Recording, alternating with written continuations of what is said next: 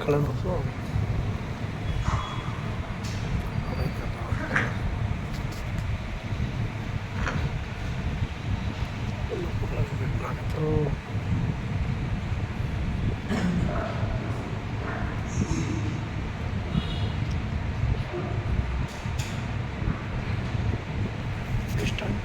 Stand هست का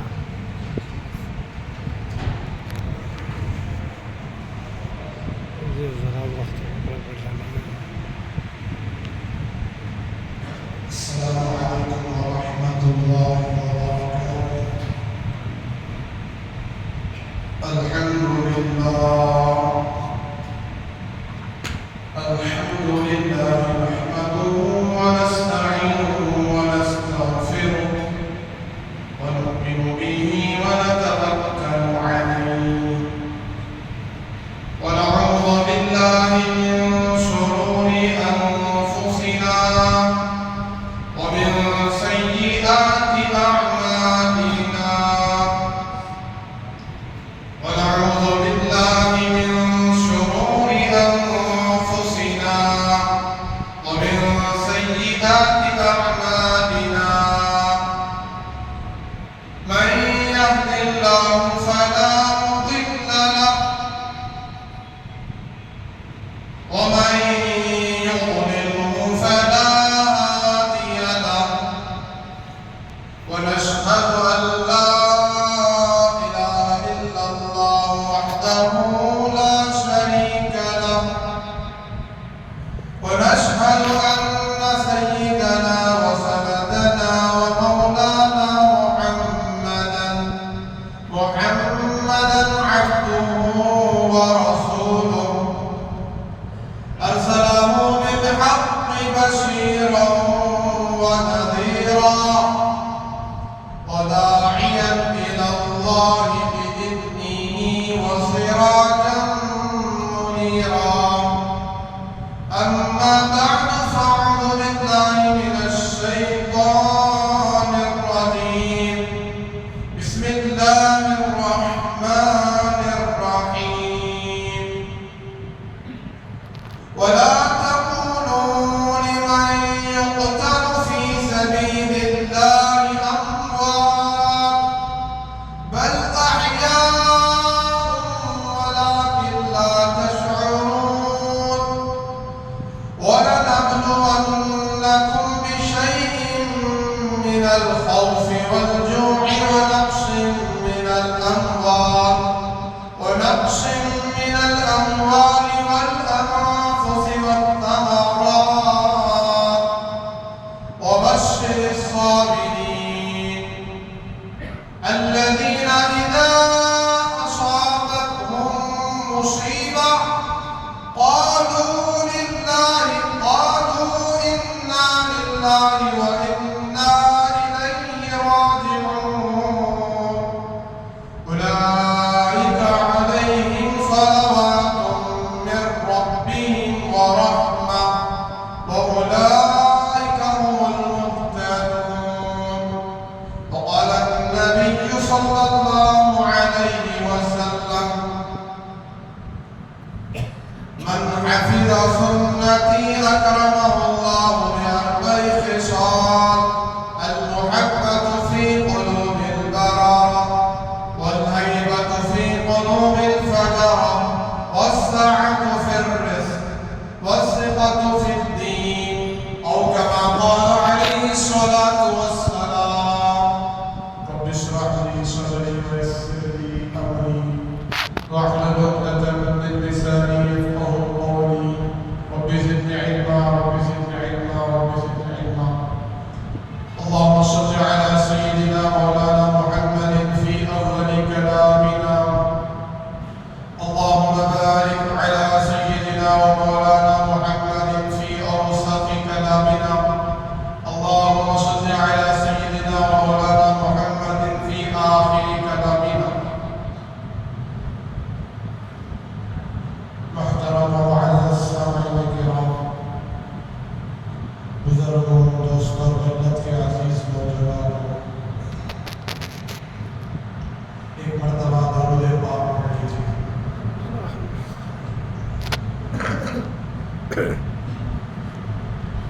معزز سامعین کرام،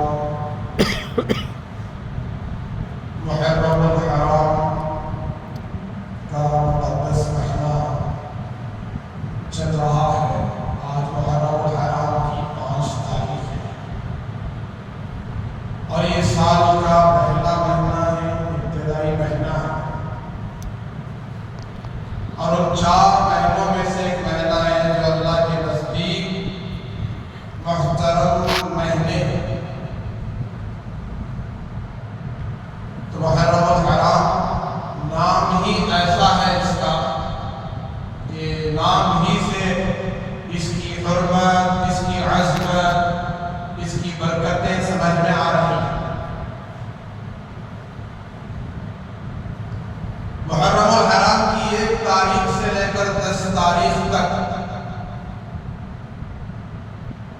بہت سارے کارنامے اس کائنات میں رونما ہوئے، انجام دیے گئے، اور بہت سارے خیر وجود میں آئے۔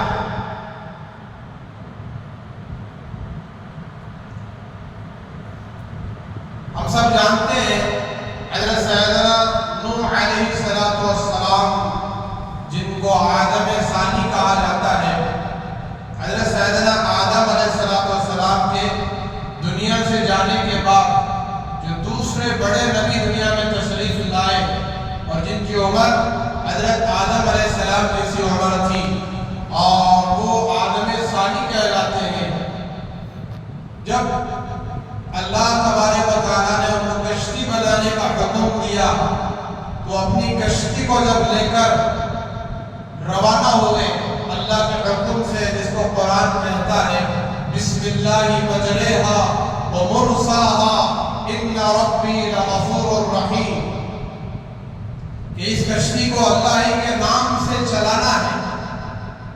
یہ جو کشتی چل رہی ہے اللہ ہی کے نام سے چل رہی ہے اور چلے گی اور چلتی رہے گی، اور اللہ بڑا غفور و رحیم ہے۔ اس کا درست چلنا بھی، صحیح چلنا بھی اللہ ہی کے ہاتھ میں ہے۔ چنانچہ 6 مہینے تک اس کشتی میں آپ اپنی قوم کے ساتھ سوار رہے۔ ساری قوم مسلمان تھی، ایمان والی تھی، اور سب حضرت نوح علیہ السلام کے ماننے والے تھے۔ باقی جتنے زمین پر کفار مشرکین رہ گئے، جو تباہ ہو گئے، وہ سب ہلاک ہو گئے۔ اللہ تبارک و تعالیٰ نے 6 مہینے 10 دن تقریباً اس کے بعد جو کشتی کو نجات عطا فرمایا، مسلمانوں کو نجات عطا فرمایا، تو وہ 10 محرم الحرام کی مقدس تاریخ میں سے تھی۔ محرم کی 10 تاریخ جو 5 دن کے بعد بدھ کے دن، چاہشمے کے دن غالباً آئے۔ اسی طریقے سے حضرت سیدنا موسیٰ علیہ السلام، بڑے پیغمبر، نبی، رسول، جلیل القدر انبیاء میں سے، بنی اسرائیل کے پیغمبر ہیں، جن پر تورات اتری تھی، اور ان کے مقابلے میں جو فرعون آیا تھا، ان کے مقابلے میں جو کافر بادشاہ، ظالم حکمران فرعون تھا، اللہ تبارک و تعالیٰ نے اس فرعون سے اور اس فرعون کے لشکر سے، جو 8 لاکھ کا لشکر تھا، اس لشکر کو دریا نیل میں غرق کر دیا۔ فرعون کو دریا نیل میں ڈبو دیا، ختم کر دیا۔ وہ تاریخ بھی 10 محرم الحرام کی تاریخ تھی۔ اسی طریقے سے حضرت سیدنا ایوب علیہ السلام، بڑے صابر نبی، قانع نبی، اللہ نے ان کو بہت بڑی بیماری سے آزمایا۔ اتنی بڑی بیماری، تفسیر میں لکھا ہے کہ حضرت ایوب علیہ السلام کا جسم خراب ہو گیا تھا،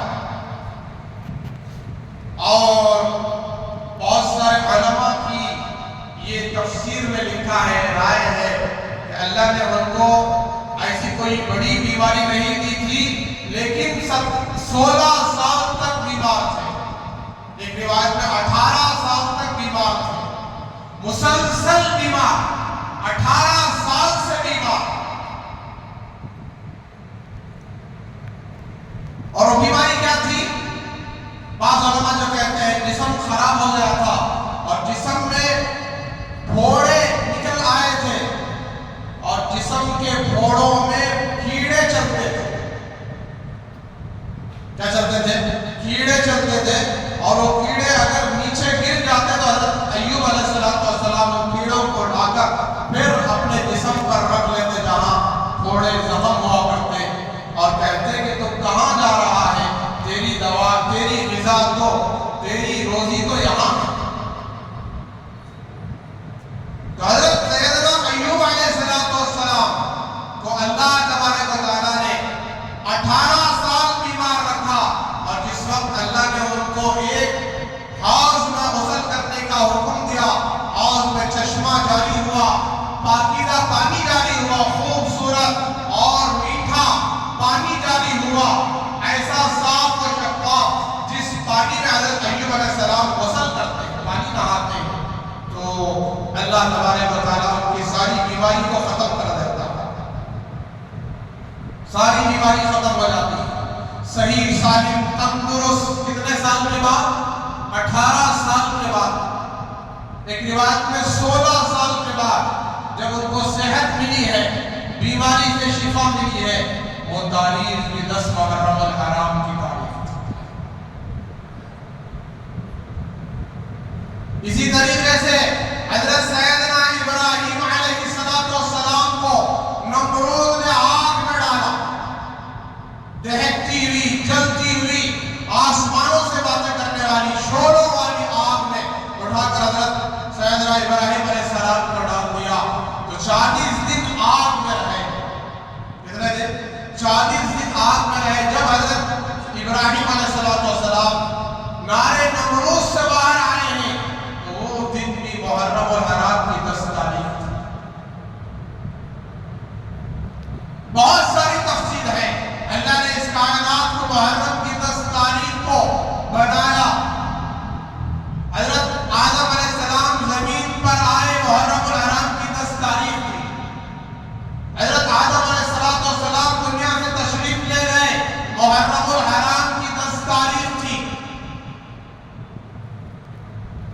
اللہ تبارک و تعالیٰ اس کائنات پر قیامت لائیں گے، کائنات کو ختم کر دیں گے، نیست و نابود کر دیں گے، پوری کائنات جی صفحہ ہستی سے مٹ جائے گی، تو وہ تاریخ بھی محرم الحرام کی 10 تاریخ ہوگی اور جمعہ کا دن ہوگا۔ چنانچہ ایسے بہت سارے واقعات، اور آگے کی روایت سنیں، اس امت پر رمضان المبارک کے روزے فرض ہونے سے پہلے، رمضان کا مہینہ روزوں کے ساتھ، فرضیت کے ساتھ، حضرت محمد رسول اللہ صلی اللہ علیہ وسلم پر فرض ہونے سے پہلے اور حضرت صحابہ کرام پر فرض ہونے سے پہلے، اور آپ کے واسطے سے قیامت تک اس امت کو رمضان ملا، اور پورا مہینہ روزوں کا مہینہ ہے، رمضان المبارک کا مہینہ ہے، تو اس ماہ مقدس کے روزوں کی فرضیت سے پہلے جو ہمارے نبی جناب محمد رسول اللہ صلی اللہ علیہ وسلم پر جو روزے فرض تھے، وہ محرم الحرام کے 10 روزے فرض تھے۔ کتنے روزے؟ 1 تاریخ سے لے کر 10 تاریخ تک آپ مسلسل 10 روزے رکھا کرتے تھے۔ جب رمضان المبارک کے روزے فرض ہو گئے تو پھر یہ روزے نفل ہو گئے۔ رمضان المبارک کے روزے جب فرض ہو گئے تو محرم الحرام کے روزے کیا ہو گئے؟ نفل ہو گئے۔ اور اللہ کے نبی علیہ السلام نے فرمایا کہ رمضان کے بعد سب سے افضل روزے اللہ کے نزدیک، سب سے زیادہ محبوب روزے اور محرم الحرام کے روزے، اور اللہ کے نبی علیہ السلام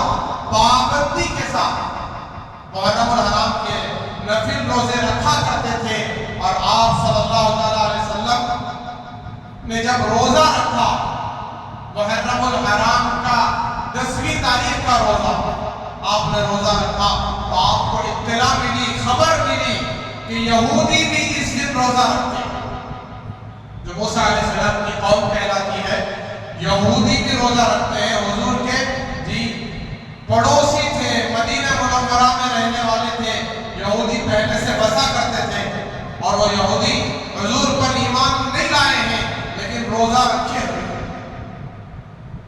تو ان سے پوچھا گیا بھائی آج تم کس بات پر روزہ رکھے ہوئے ہو، روزہ رکھنے کی وجہ کیا ہے؟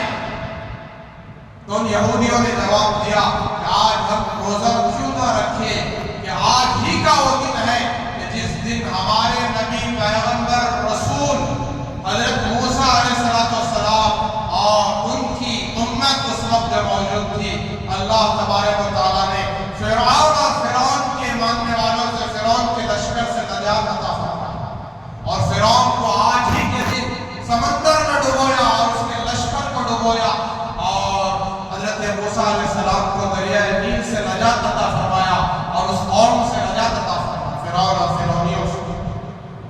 اس کے شکرانے میں، اس کی خوشی میں ہم روزہ رکھتے ہیں۔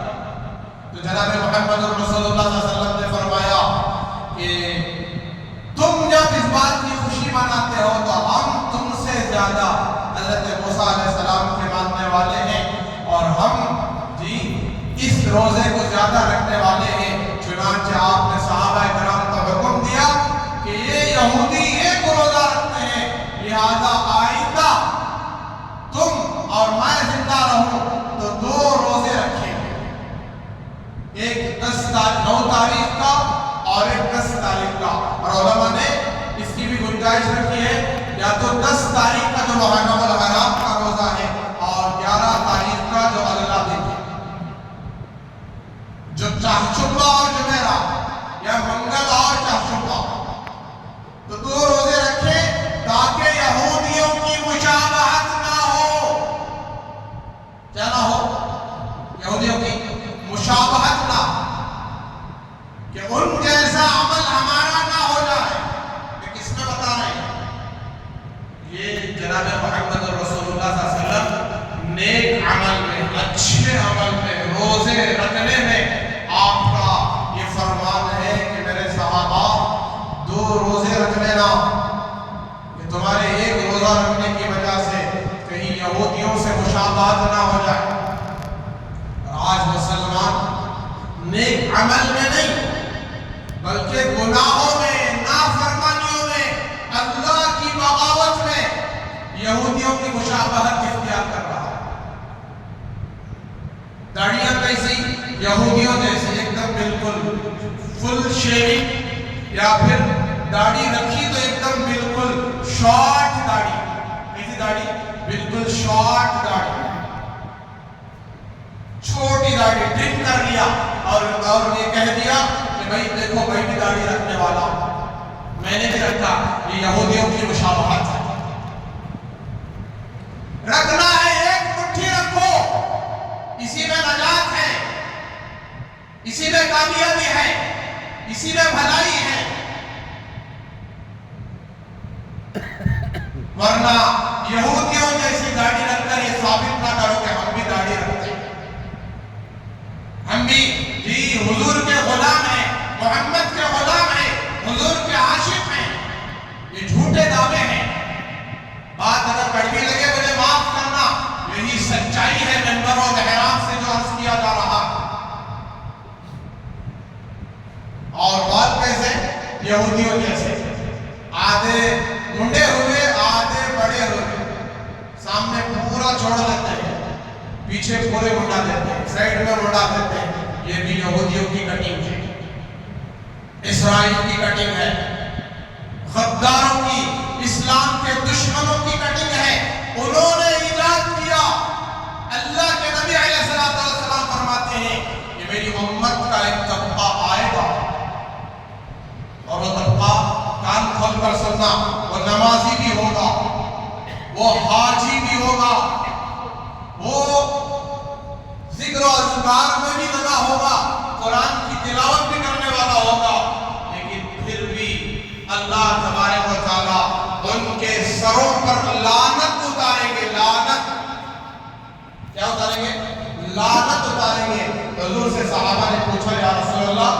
یہ کیا بات ہے، لعنت کیسے اتاریں گے، کیوں اتاریں گے؟ اللہ کے نبی علیہ السلام فرماتے ہیں ان کے سر کے بال کہیں چھوٹے کہیں بڑے، کہیں مڑے ہوئے کہیں بڑے ہوئے ہوں گے، اور یہ یہودیوں کی مشابہت ہے، یہودیوں کی مشابہت اختیار کرتے ہو۔ اللہ کا فیصلہ ہے قیامت کی صبح تک جو بھی یہودیوں کی مشابہت اختیار کرتا ہے اس پر اللہ کی لعنت۔ ضربت علیہم الذلۃ والمسکنہ وباءوا بغضب من اللہ، ان کے لیے قیامت کی صبح تک وہ ذلت ہے، مسکنت ہے، اور وہ ذلیل ہوں گے، رسوا ہوں گے، اللہ کا غضب ان پر نازل ہوا۔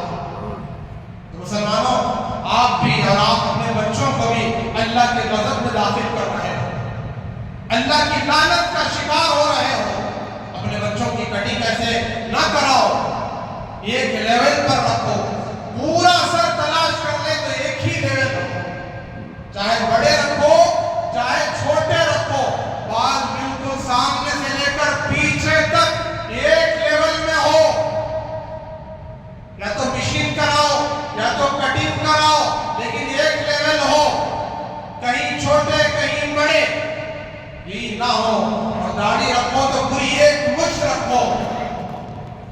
بہت سارے تو دھوکہ دینے کے لیے کہ ہم داڑھی رکھنے والے ہیں، تھوڑی سی داڑھی رکھ کر یہ بتاتے ہیں کہ ہم بھی داڑھی والے ہیں، اور ان کے معاملات کیسے ہوتے ہیں معلوم؟ دھوکے بازی والے معاملات، تجارت میں دھوکہ دیتے ہیں، معاملات میں دھوکہ دیتے ہیں، اور جو دھوکہ پڑ جاتے ہیں وہ ان کی داڑھی دیکھتے ہیں، داڑھی والا آدمی ہے، دھوکہ نہیں دے گا۔ یہ نہیں دیکھا کہ اس کی ایک مٹھی داڑھی رکھا ہے، تھوڑی سی داڑھی رکھا ہے۔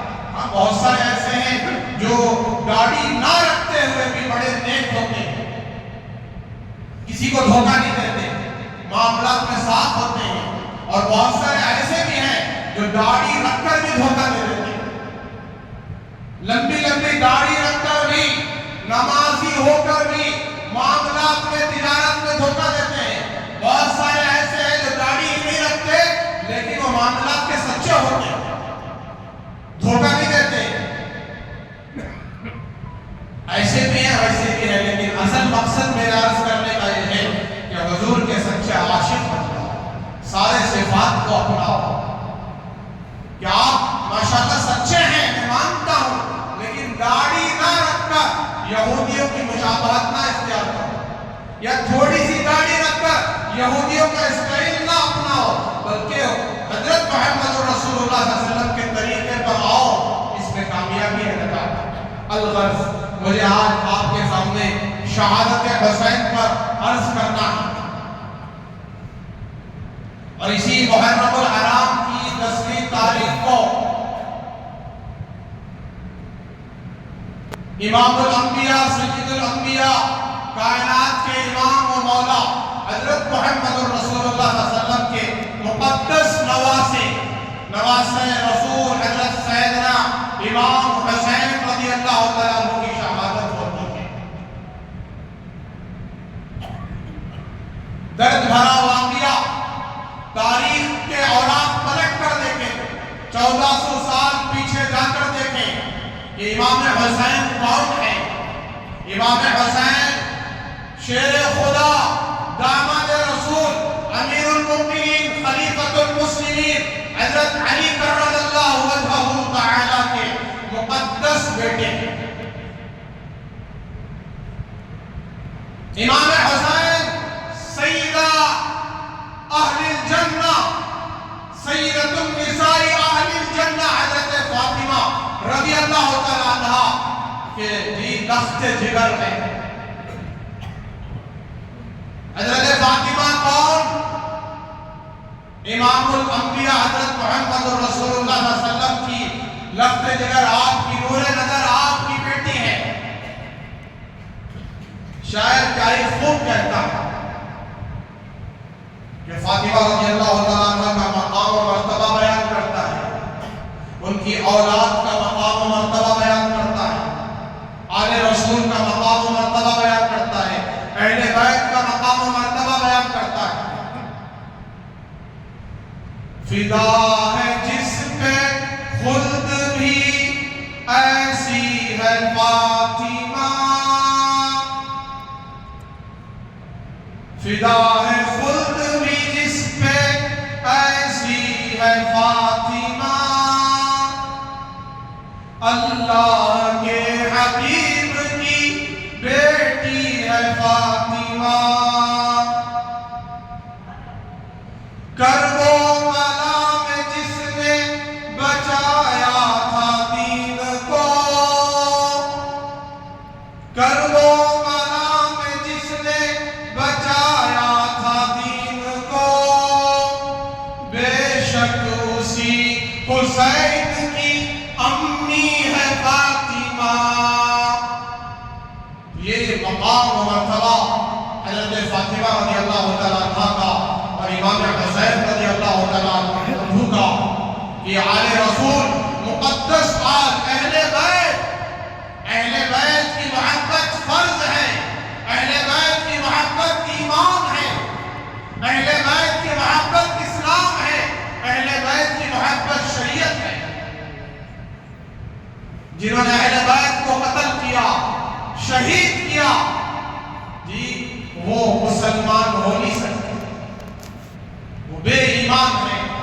اور ایک بات یاد رکھیں، آل رسول کا مقابلہ کسی کفار سے نہیں ہوا، کسی مشرک سے نہیں ہوا، کسی غیر مسلم اور بے ایمانوں سے نہیں ہوا، بلکہ آل رسول کا مقابلہ، امام حسین کا مقابلہ، اور آپ کے جان نثاروں اور آپ کے ساتھیوں کا مقابلہ، حضرات صحابہ کا جو مقابلہ جو ہوا ہے وہ مسلمانوں ہی سے ہوا ہے۔ اہل بیت کا قتل کرنے والے، امام حسین کو شہید کرنے والے، وہ کوئی کافر نہیں تھے، وہ بھی نماز میں جب چلے جاتے، نماز میں جب اتحیات میں بیٹھ جاتے، تو وہ بھی کہتے السلام علیکہ ایھا النبی ورحمۃ اللہ وبرکاتہ، السلام علینا وعلی عباد اللہ الصالحین، اشہد ان لا الہ الا اللہ واشہد ان محمدا عبدہ ورسولہ۔ پھر آگے کہتے ہیں اللہم صل علی محمد وعلی آل محمد۔ کیا کہتے ہیں؟ اے اللہ رحمت نازل فرما حضرت محمد صلی اللہ علیہ وسلم پر۔ نماز میں کہہ رہے ہیں، نماز سے باہر نہیں آئے، اور آگے کہہ رہے ہیں وعلی آل محمد، اے اللہ حضور کی آل پر، حضور کی اولاد پر، اہل بیت پر رحمت نازل فرما۔ یہ غدار نافرمان یہ مسلمان ہیں، اور نماز میں کہہ رہے ہیں اللہم صلی علی محمد وعلی آل محمد، اللہ حضور پر رحمت نازل فرما، محمد صلی اللہ علیہ وسلم پر درود و سلام نازل فرما، اور آپ کی اولاد پر، آل پر درود و سلام نازل فرما۔ لیکن مقابلے کے لیے آئے ہیں تو کون آئے ہیں؟ یہی جو حضور کی آل پر درود بھیجنے والے، یزید اور یزید کے ماننے والے۔ اب بہت سارے لوگ یزید کے والد حضرت امیر معاویہ رضی اللہ تعالیٰ عنہ کو برا بھلا کہتے ہیں، اور ان کی شان میں گستاخی کرتے ہیں۔ خدا کی عزت و جلالت کی قسم، جس امیر معاویہ کو اللہ کے نبی علیہ السلام نے وحی لکھنے کا حکم دیا تھا، آپ کاتب وحی ہیں، کئی کاتب وحی صحابہ میں تھے، ان میں سے ایک کاتب وحی جو وحی لکھنے والے حضرت امیر معاویہ رضی اللہ عنہ، اور آپ کی خدمت دیکھ کر، آپ کے جذبے کو دیکھ کر، اور آپ کا دل صاف ہو گیا، پاک ہو گیا۔ اللہ کے نبی علیہ السلام نے دعا دی، اللہم اجعل ہادینا مہدیہ، ہادی و مہدیہ۔ اللہ کے نبی علیہ السلام نے دعا دی کہ اللہ اس کو ہادی بھی بنا، مہدی بھی بنا، اس کو ہدایت کی بات کرنے والا اور ہدایت یافتہ بنا۔ ایسے امیر معاویہ، حضرت ابوبکر صدیق کا زمانہ ختم ہو گیا، حضرت عمر فاروق کی خلافت کا دور ختم ہوا، حضرت عثمان غنی کی خلافت کا دور ختم ہوا، پھر حضرت علی کا 5 سالہ دور خلافت کا ختم ہوا، پھر 6 مہینے حضرت حسن رضی اللہ تعالیٰ عنہ کی خلافت کا دور آیا۔ اللہ کے نبی علیہ السلام نے بشارت دی تھی، پیشن گوئی دی تھی، یہ میرا نواسا لاڈلا حسن دو مسلمانوں کے گروہ میں جو اختلاف ہو گیا تھا، لڑائی ہو گئی ہو، جھگڑے ہو رہے ہو، ایسوں کے درمیان صلح کرتا ہے، ملاتا ہے۔ اللہ کے نبی نے حضرت حسن کے بارے میں کچھ خبریں سنائی، چنانچہ 6 مہینے کے بعد امیر معاویہ رضی اللہ تعالیٰ عنہ کو حضرت حسن حضرت حسین ان دونوں کے مشورے سے امیر معاویہ کو خلافت پر بٹھانے والے دو ہستیاں حضرت حسن حضرت حسین، حضرت امیر معاویہ رضی اللہ تعالیٰ عنہ جب خلافت پر بیٹھے ہیں تقریباً 20 سال کا عرصہ گزر گیا، مسلمانوں میں ایک خانہ جنگی نہیں ہوئی، ایک لڑائی جھگڑا نہیں ہوا، ایک قتل و قتال نہیں ہوا۔ امیر معاویہ رضی اللہ تعالیٰ عنہ نے اسلام کے باغیوں کو نیست و نابود کر دیا، غداروں کا نام و نشان مٹا دیا، جو صحابہ کو کافر کہتے تھے، ابو بکر کو کافر کہنے والے، عمر کو کافر کہنے والے، عثمان کو کافر کہنے والے، عشرہ مبشرہ اور دیگر صحابہ کرام کو کافر کہنے والے، تمام صحابہ کو اسلام سے خارج کرنے والے اور غداروں کو اللہ حضرت امیر معاویہ رضی اللہ عنہ نے چن چن کر ہلاک کیا، قتل کیا۔ اس فرقے کا میں نام لینا نہیں چاہتا، آپ سب جانتے ہیں۔ اسلام کے نام پر 2 ہی فرقے، ایک سنی اور ایک شیعہ، ایک سنی اور ایک شیعہ، باقی کوئی اور فرقہ نہیں ہے۔ جماعتیں ہو سکتی ہیں، مسلک ہو سکتا ہے، ان کا اختلاف ہو سکتا ہے، لیکن 2 ہی گروہ ہیں، ایک سنی ایک شیعہ۔ ہم سب اہل سنت والجماعت ہیں، ہمارا ایک عقیدہ ہے، تمام صحابہ عدول ہیں اور منصف ہیں، تمام صحابہ محفوظ عن الخطا ہیں، تمام صحابہ مومن ہیں، تمام صحابہ جنتی ہیں، ایک صحابی بھی جنت میں ایک صحابی بھی جہنم میں نہیں جائے گا، تمام صحابہ جنتی ہیں۔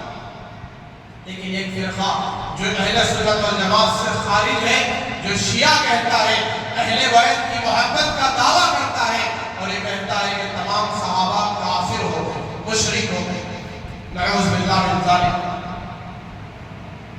تو حضرت امیر معاویہ رضی اللہ تعالیٰ عنہ 20 سال کی خلافت میں ایسے ایسے کارنامے انجام دیے، بڑے بڑے ملک فتح ہوئے، جیسے حضرت عمر فاروق کے دور میں بڑے بڑے ملک فتح ہوئے، اسلام میں داخل ہوئے، ایسے امیر معاویہ رضی اللہ تعالیٰ عنہ کی خلافت کے دور میں بڑے بڑے ملک فتح ہوئے اور اسلام میں لوگ داخل ہوئے۔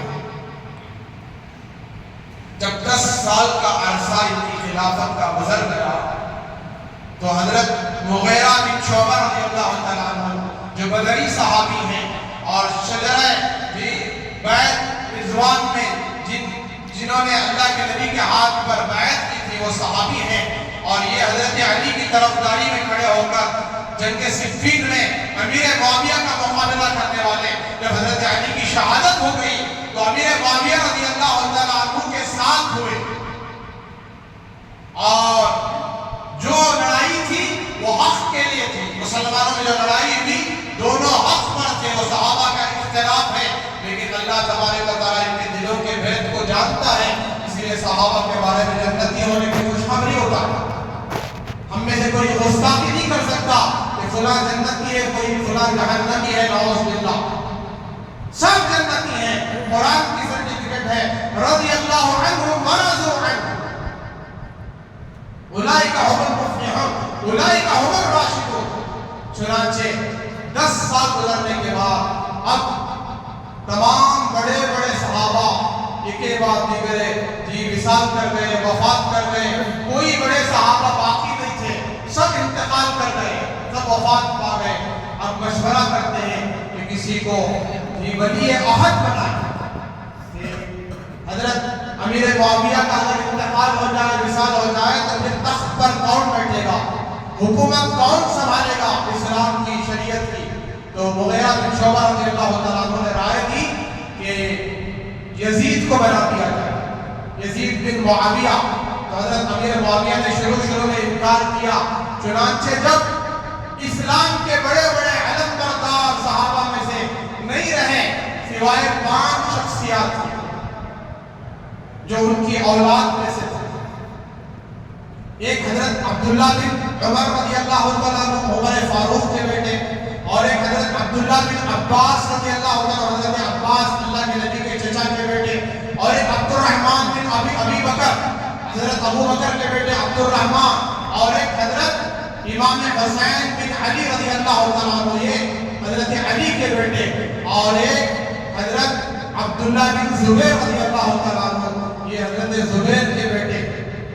یہ 5 شخصیات ہیں جنہوں نے یزید کی خلافت کا انکار کیا کہ یزید صحیح آدمی نہیں ہے، یزید خلافت کا مستحق نہیں ہے۔ اور ان 5 حضرات میں سے حضرت حسین اور حضرت عبداللہ بن زبیر رضی اللہ تعالیٰ عنہ جو مہاجر صحابی کہلاتے ہیں اور ہجرت کے بعد پیدا ہوئے ہیں، مدینہ منورہ میں پیدا ہوئے ہیں، یہ صحابی کہنے لگے 2 حضرات کہ خلافت کا جو اصول ہے، شریعت کا جو اصول ہے وہ ایسے نہیں ہے کہ باپ کے بعد بیٹا خلافت پر بیٹھے، درست نہیں ہے۔ چنانچہ ان کی رائے تھی، انہوں نے کہا کہ یزید کو امیر المومنین تسلیم نہیں کیا جائے گا۔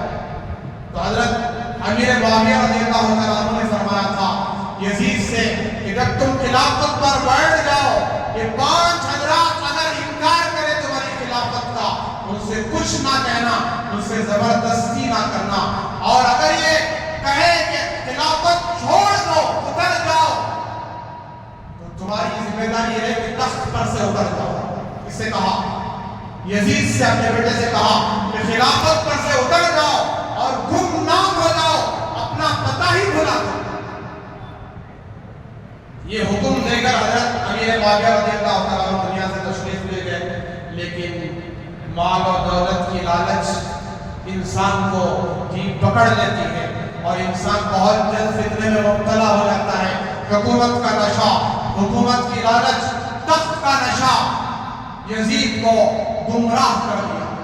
یزید مسلمان تھا، کافر نہیں تھا، لیکن حکومت کا نشہ، امیر بننے کا نشہ، بڑا بننے کا نشہ، عہدہ حاصل کرنے کا نشہ، اس نے کہا کہ امام حسین کو بھی لے آؤ، عبداللہ بن عباس کو بھی لے آؤ، اور عبد الرحمن بن ابی بکر کو بھی لے آؤ، عبداللہ بن عمر کو بھی لے آؤ، عبداللہ بن زبیر کو بھی لے آؤ، اور ان سے کہو کہ میرے ہاتھ پر آ کر بیعت کر لے، مجھے خلیفہ مان۔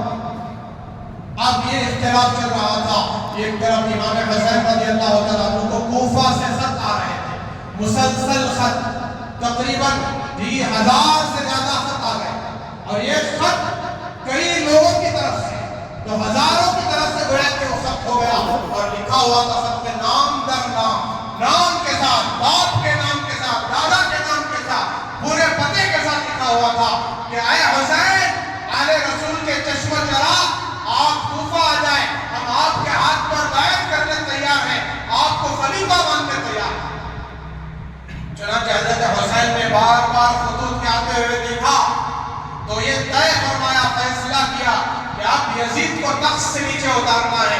یزید فاجر ہے، فاسق ہے، غدار ہے، یہ دین سے ہٹ چکا ہے۔ چنانچہ اس کو اتارنے کی نیت سے انہوں نے ارادہ کیا، فیصلہ کیا کہ میں جو ہے کوفہ جاؤں، اور اپنی آل سے، اپنے بیوی بچوں سے آپ نے فرمایا کہ کوفہ جانا ہے۔ کوفہ میں کوفہ والے بار بار خطوط کے ذریعے سے مجھے بلا رہے ہیں اور بیعت کرنے تیار ہیں، اور کوفہ میں عبداللہ بن زیاد، عبید اللہ بن زیاد کی حکومت ہے، وہ وہاں کا گورنر ہے۔ چنانچہ حضرت عبداللہ بن عباس رضی اللہ تعالیٰ عنہ، اللہ کے نبی کے چچا زاد بھائی، وہ کہنے لگے کہ اے حسین، یہ غلطی کبھی بھی نہ کرنا، کوفہ والے بے وفا ہیں، الکوفی لا یوفی، کوفی کبھی وفادار نہیں ہو سکتے۔ آپ کے والد محترم حضرت علی کو انہی کے ذریعے سے شہید کیا گیا، حضرت علی انہی کوفہ والوں کی غداری کی وجہ سے شہید ہوئے کہ وہ جب تلواروں کی آوازیں چلتی ہیں، ڈنڈوں کی آوازیں چلتی ہیں تو ڈر کر پیچھے ہو جاتے ہیں، اپنے وفاداری کو چھوڑ دیتے ہیں، میدان جنگ میں نہیں آتے کبھی۔ چنانچہ حضرت حسین نے بات کو نہیں مانا، کہا کہ میرا دل نے ارادہ کر لیا، فیصلہ کر لیا ہے۔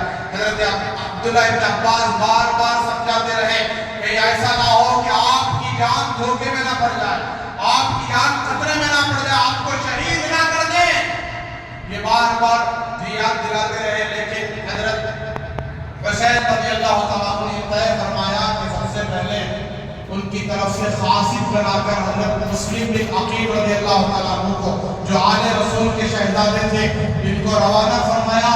وہ کوفہ پہنچے اور ان سے کہا گیا کہ جا کر حالات دریافت کرو، حالات معلوم کرو، اور حالات دیکھو پھر خط روانہ کرو۔ حالات درست ہیں تو ہم آگے بڑھیں گے، حالات درست نہیں ہیں تو پھر ہم پیچھے لوٹ جائیں گے، مدینے کی طرف لوٹ جائیں گے۔ چنانچہ حضرت امام حسین رضی اللہ تعالیٰ عنہ اپنے نانا جان کی قبر کے پاس آتے ہیں، حضرت محمد رسول اللہ صلی اللہ علیہ وسلم کی قبر اطہر کے پاس آ کر درود و سلام پیش کرتے ہیں اور زار و قطار رونے لگتے ہیں اور کہتے ہیں یا رسول اللہ، آج شہادت مجھے بلا رہی ہے، ان قریب میں آپ سے آ کر ملوں گا۔ اے نانا جان، آپ سے بےتابی ہے، بہت زیادہ عشق بڑھ گیا ہے، آپ سے ملاقات کرنا ہے، شہادت مجھے بلا رہی ہے۔ یوں کہتے ہوئے اشعار میں جانے لگے۔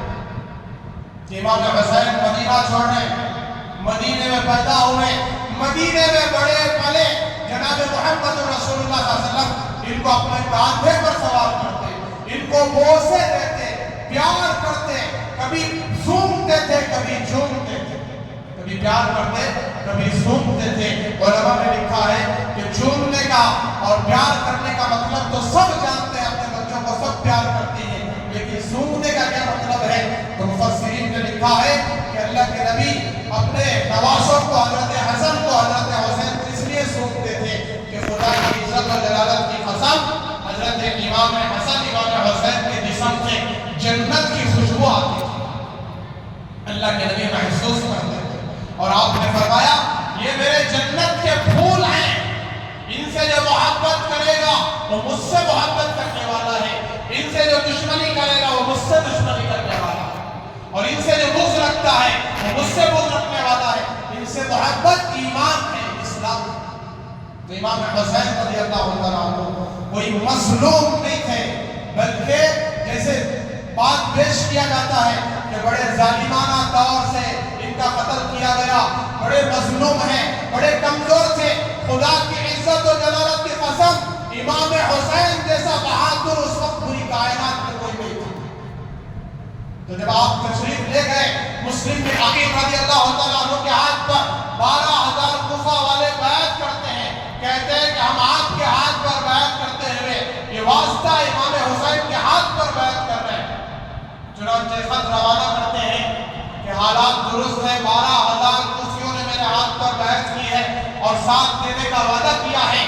چنانچہ خط دیکھ کر آگے چلتے ہیں تو خبر پہنچتی ہے کہ مسلم بن عقیل کو شہید کر دیا گیا۔ کوفہ والوں کے پاس عبید اللہ بن زیاد آتا ہے اور اس کے بہت سارے سپاہی آتے ہیں اور ان کے ہاتھ میں ہتھیار ہوتے ہیں، بڑے بڑے پتھر اٹھا کر ان پر مارے جاتے ہیں، تو کوفہ والے بھاگ جاتے ہیں، بہت تھوڑے لوگ رہ جاتے ہیں۔ چنانچہ حضرت مسلم بن عقیل کو بڑی بے دردی کے ساتھ قتل کر دیا جاتا ہے، شہید کر دیا جاتا ہے۔ جب بالکل کوفے کے قریب ہوتے ہیں تو اس وقت اطلاع ملتی ہے کہ حضرت مسلم بن عقیل شہید ہو گئے۔ چنانچہ حضرت حسین رضی اللہ تعالیٰ عنہ کی شہادت کی خبر کو سنتے ہیں، ساتھ میں 72 جان نساء آل رسول موجود ہیں، ان کی جان کی حفاظت کا یہ سوچتے ہوئے حضرت حسین پلٹنے کا ارادہ کرتے، کہتے ہیں کہ واپس پلٹ جائیں، واپس پلٹ جائیں۔ چنانچہ حضرت مسلم بن عقیل کی جو اولاد، ان کے جو بچے تھے، بیٹے تھے، وہ کہنے لگے ہم واپس نہیں پلٹیں گے، ہم اپنے ابا کی قتل کا قصاص لے کر ہی جائیں گے۔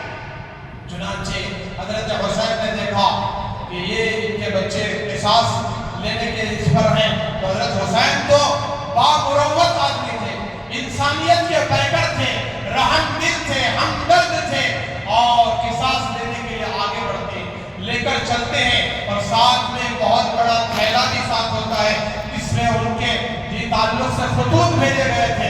کوفہ والوں سے مخاطب ہوتے ہیں، ہزاروں کوفی جمع ہو جاتے ہیں، نماز کا وقت ہوتا ہے تو ظہر کی نماز کا وقت، پہلے ظہر کی نماز پڑھی جاتی ہے، نماز کے بعد تمام کوفہ والوں کو جمع کرتے ہیں اور پوچھتے ہیں مسلم بن عقیل کا قتل کس نے کیا؟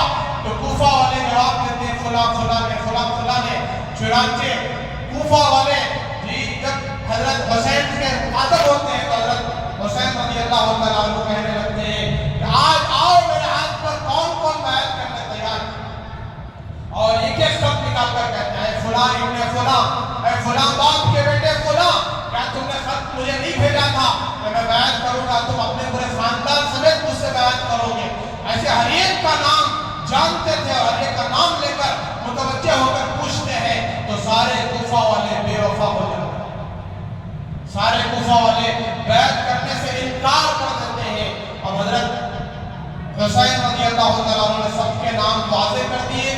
اب یہ کوفہ والوں کے دل میں خوف پیدا ہو گیا، اگر یہ سارے خطوط یزید جو امیر المومنین بنا بیٹھا ہے، تخت نشین ہے، حکومت اس کے ہاتھ میں ہے، اگر یہ سارے خطوط ہمارے اس تک پہنچ جائے تو ہماری خیریت نہیں رہے گی۔ چنانچہ حضرت حسین رضی اللہ تعالیٰ عنہ کے مقابلے میں کھڑے ہو جاتے ہیں کہ آج حسین کا قتل کرنا ہے اور یہ سارے خطوط کو جلا دینا۔ تو ایسے دشمنی شروع ہوتی ہے اور عبید اللہ بن زیاد جی خلافت کے شوق میں، حکومت کے نشے میں حضرت امام حسین کی شہادت کے در پر پڑ جاتا ہے۔ چنانچہ مقابلہ ہوتا ہے، کربلا کے میدان میں جی پہنچتے ہیں، 3 دن مسلسل گزر جاتے ہیں، آخری رات حضرت حسین کہتے ہیں ہمیں آج رات عبادت کرنے کا موقع دیا جائے، اللہ سے راز و نیازی کرنے کا موقع دیا جائے۔ چنانچہ عبادت ہوتی ہے، رات گزرتی ہے اور 3 دن پہلے حضرت حسین رضی اللہ تعالیٰ عنہ پر آل رسول پر پانی بند کر دیا جاتا ہے، دریائے فرات کا پانی بند کر دیا جاتا ہے، سب پیاسے ہیں، بھوکے ہیں، خستہ حال ہیں، لیکن میدان کربلا جب شروع ہوتا ہے دشمن کا مقابلہ کرنے کے لیے کے بعد دیگرے مقابلہ کرنے کے لیے سب سے پہلے جو میدان میں اترتے ہیں حضرت قاسم بن حسن رضی اللہ تعالیٰ عنہ۔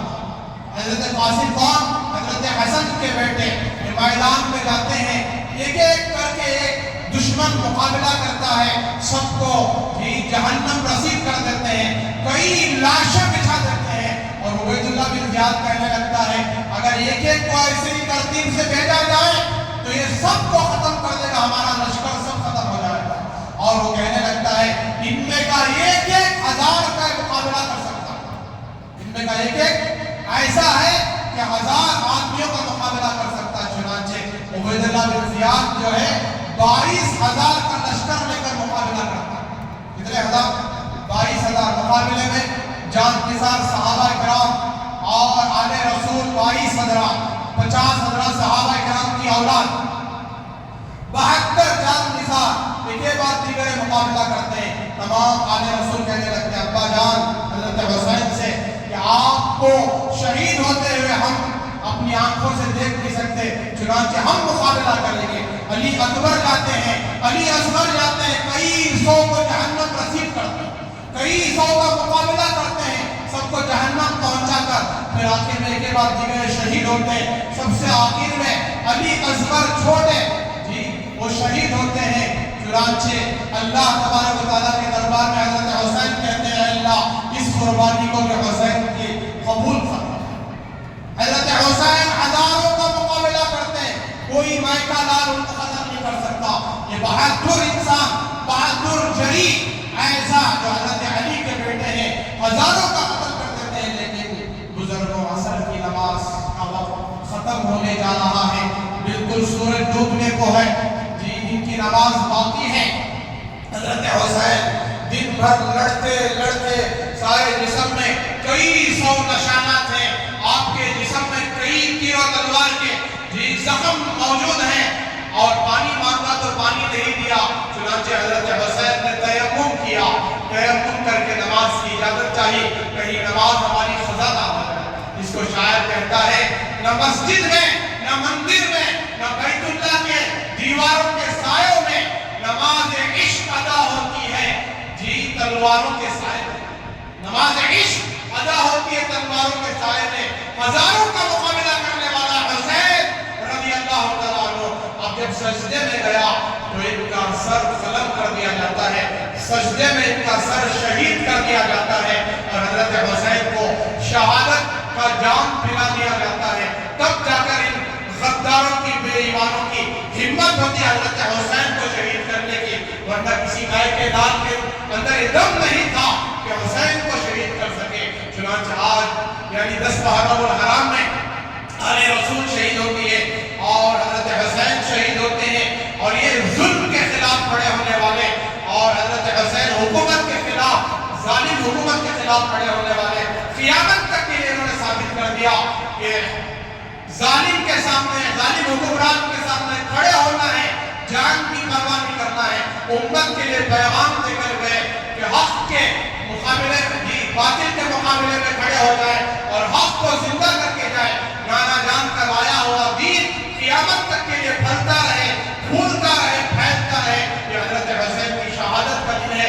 باقی جو کچھ من گھڑت باتیں کہی جاتی ہیں کہ ان کی جو ہے بیویوں کے ساتھ غلط سلوک کیا گیا اور حضرت زینب کے ساتھ غلط سلوک کیا گیا، حضرت سکینہ کے ساتھ غلط سلوک کیا گیا اور ان کے کپڑے نکالے گئے، یہ سب غلط باتیں ہیں۔ خدا کی عزت و جلالت کی قسم یہ غلط بات ہے۔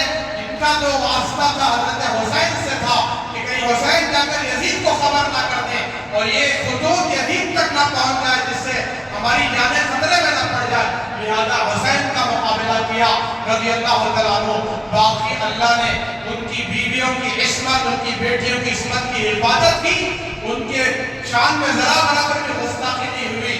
یہ تو حق اور باطل کا معرکہ تھا، مقابلہ تھا۔ امام حسین خدا کی قسم اس دن بھی زندہ تھے، آج بھی زندہ ہیں، قیامت تک زندہ رہیں گے۔ یزید مر چکا ہے، ختم ہو چکا ہے، جہنم پہنچ چکا ہے، عبید اللہ بن زیاد ختم ہو چکا ہے، اور وہ امام حسین کے مقابلے میں آنے والے سب ختم ہو چکے ہیں، اور امام حسین سب کے دلوں میں زندہ ہے۔ لہذا ماتم منانے کی ضرورت نہیں، مار پیٹ کرنے کی ضرورت نہیں ہے، کپڑے پھاڑنے کی ضرورت نہیں ہے، کالے کپڑے پہننے کی ضرورت نہیں ہے۔